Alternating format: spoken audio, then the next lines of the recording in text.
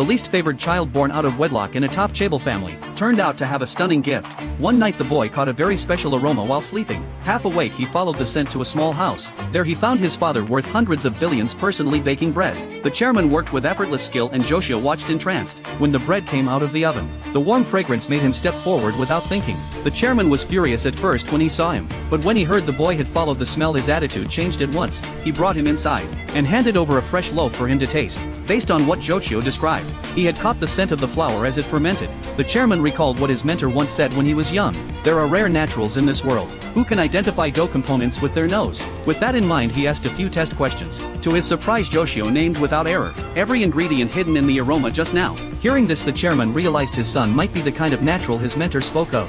When Joshua brought the remaining bread home for breakfast, the whole family was stunned. The chairman never allowed anyone near his workshop. Even Majuan, the younger son seen as heir, had never been inside. Then the chairman announced with delight, today he would take both sons to inspect the plant. At the factory, he set out 4 doughs and asked them to pick which one made the bread they ate that morning. Majuan had grown up around baking. He pressed each gently with a finger and quickly chose his answer.